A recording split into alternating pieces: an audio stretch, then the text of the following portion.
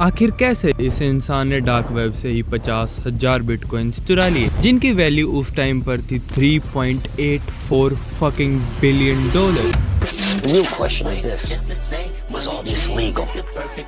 Absolutely fucking not.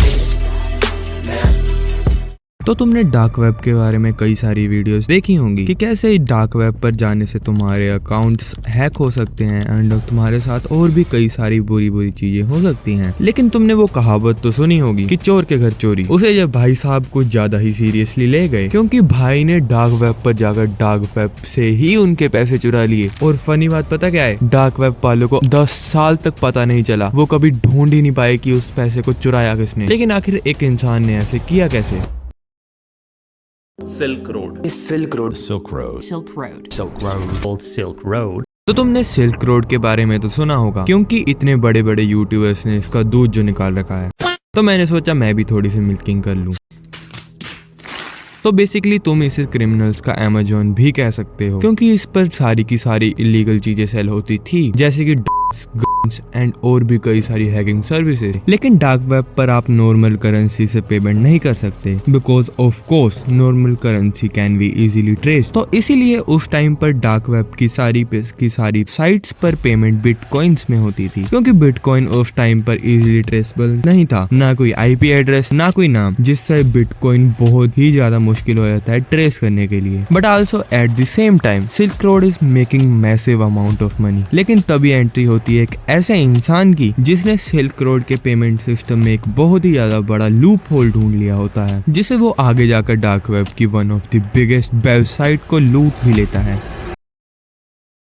So the plan was quite simple. उसने silk road पर सारे fake accounts बनाए, लेकिन उसने सिर्फ एक ही अकाउंट में BTC मतलब कि बिटकॉइंस डिपॉजिट किए। फॉर एन एग्जांपल 500 BTC, जिनकी वैल्यू उस टाइम पर थी $6,600। लेकिन जैसे ही वो डिपॉजिट हुए, तभी वो थोड़े टाइम बाद ही उन बिटकॉइंस को विदड्रॉ करने की रिक्वेस्ट बहुत ही ज्यादा रैपिडली डालने लगता है। पर उसके साथ साथ वो अपने दूसरे अकाउंट से भी 500 बिटकॉइंस को विदड्रॉ करने की रिक्वेस्ट बहुत ही ज्यादा रैपिडली डालता है। और इतनी सारी विड्रॉल रिक्वेस्ट देखकर भाई सिल्क रोड के सिस्टम के तो घोड़े खुल जाते हैं, क्योंकि इतनी सारी रिक्वेस्ट के चक्कर में सिस्टम चेक नहीं कर पा रहा था कि कौन सी रिक्वेस्ट वैलिड है और कौन सी रिक्वेस्ट इनवैलिड है। और इसलिए भाई साहब सभी को 500 बिटकॉइन बांटने लग जाते हैं। विद इन ए सेकंड इस हैकर के पास 500 बिटकॉइन से 7x बिटकॉइंस हो जाते हैं। ऐसा करते करते उसने सिल्क रोड से 50,000 बिटकॉइंस चुरा लिए, जिनकी वैल्यू थी उस टाइम पर $6 मिलियन।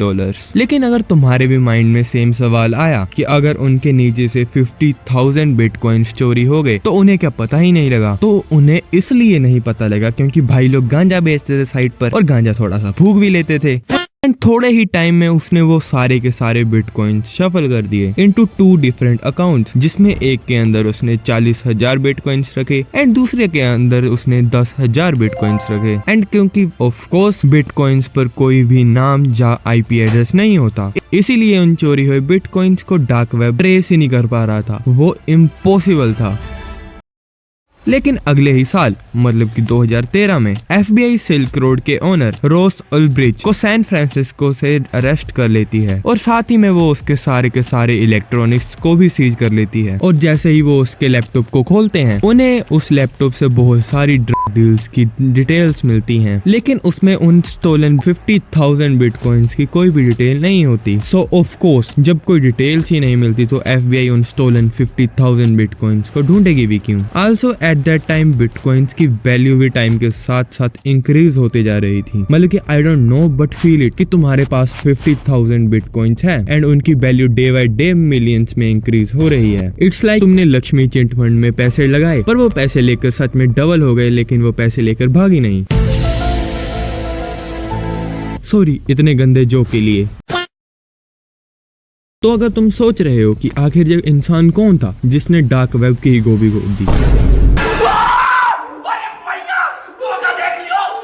यही था वो हाथी का बच्चा। तो इसका नाम था जेम्स जोंग। जिस 22 की उम्र में बच्चे बाबू सोना करते हैं, भाई ने डार्क वेब में डाका डाल दिया। लेकिन अगर किसी के पास भी इतना ज्यादा मैसिव अमाउंट में पैसा होता जो कि डे बाई डे इंक्रीज होते जा रहा है, तो वो उसे खर्च करने तो जरूर ही जाता। लेकिन इस मोटे को पता था कि अगर वो इतना ज्यादा पैसा कन्वर्ट करेगा फ्रॉम बिटकॉइंस टू कैश, फिर FBI एंड गवर्नमेंट भाई की बम में बम डिगी डिगी बम करेगी। तो इसलिए वो उन बिटकॉइंस को यूज नहीं करता, उन्हें ऐसे ही अपने पास रखता है। लेकिन 2017 में एक न्यू करेंसी बनती है, BCH means bitcoin cash. And जितने भी लोगों के पास बिटकॉइंस थे, उन्हें उतने ही अमाउंट का BCH मींस बिटकॉइन कैश उनको एक डिफरेंट वॉलेट में मिलता है। लेकिन इस हाथी के बच्चे ने अपना दिमाग लगाया और उन 50,000 BCH को भी बिटकॉइंस में कन्वर्ट कर दिया। और अब इस भालू के पास टोटल 53,500 बिटकॉइंस हो जाते हैं, जिनकी 2017 में वैल्यू होती है $200 मिलियन एंड स्टिल इंक्रीजिंग। लेकिन आखिर कब तक कोई इंसान इतने ज्यादा पैसे होने के बाद भी शांत रह सकता है? देखो यार, मानो या ना मानो, चुल तो मचेगी। एंड भाई ने मुंह उठाया और चल पड़े बिटकॉइन को एक्सचेंज करने। एंड वो अपने क्रिप्टो वॉलेट से $200 वर्थ ऑफ बिटकॉइंस एक्सचेंज करता है। लेकिन ये उसकी लाइफ की सबसे बड़ी गलती बन जाती है, जिससे आके वो पकड़ा भी जाता है। लेकिन कैसे? जो काम FBI इतने लंबे टाइम से नहीं कर पाई, वो सिर्फ एक 200 बिटकॉइंस के एक्सचेंज ने कर दिया। तो जैसे ही वो उन बिटकॉइंस को एक्सचेंज करने के लिए मूव करता है, बिटकॉइंस की ट्रांजैक्शन कंप्लीट होती है एंड 2 सोर्सेस से, जिसमें से एक था उसका सिल्क रोड लूट वॉलेट जिसमें उसके बिटकॉइंस थे, एंड दूसरा था उसका वेरीफाइड एक्सचेंज वॉलेट जिसमें उसके सारे प्रूफ्स जैसे उसका नाम, एड्रेस, फोन नंबर वगैरह लिंक्ड थे। एंड तभी एक्सचेंज का एल्गोरिदम डिटेक्ट करता है कि जो ये एक्सचेंज होने के लिए बिटकॉइंस आ रहे हैं, ये 2012 के सिल्क रोड हैक से मैच करते हैं। जैसे ही ये सब पता लगता है, FBI भाई की जन्म कुंडली निकाल लेती है।